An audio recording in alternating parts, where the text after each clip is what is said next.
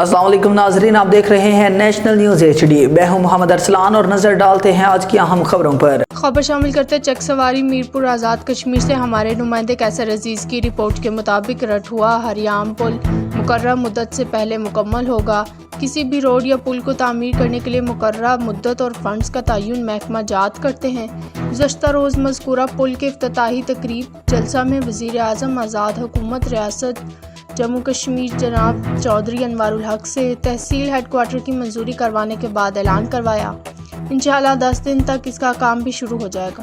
ان خیالات کا اظہار وزیر حکومت چودھری آزاد حکومت ریاست جموں کشمیر قاسم مجید نے چک سواری کے صحافیوں سے پریس کانفرنس کے دوران کیا۔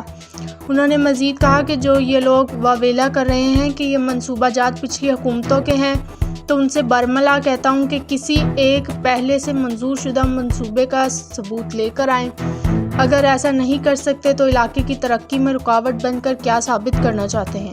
انہوں نے مزید بریفنگ دیتے ہوئے کہا کہ حلقہ میں 2 ماڈل سکولز کا قیام بھی دور حاضر کی ایک اہم ضرورت ہے۔ اسلام گڑھ بائی پاس کی اسکیم حلقہ میں سفری مشکلات کم کرے گی۔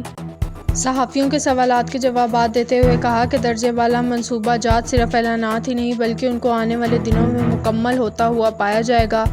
انہوں نے کہا اسلام گڑھ واٹر سپلائی کے لیے فنڈز مختص کروا لیے گئے ہیں۔ واٹر سپلائی کو جلد از جلد مکمل کیا جائے گا۔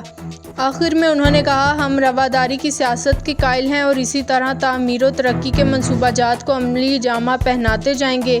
پریس کانفرنس میں صحافیوں کے علاوہ ڈپٹی چیئرمین میونسپل کمیٹی چک سواری طاسف حسین چودھری، کونسلر زبیر احمد ایڈوکیٹ، کونسلر چودھری سفیان ایوب بھٹی عابد، کونسلر حمزہ، کونسلر ساجد کے علاوہ دیگر نے بھی شرکت کی۔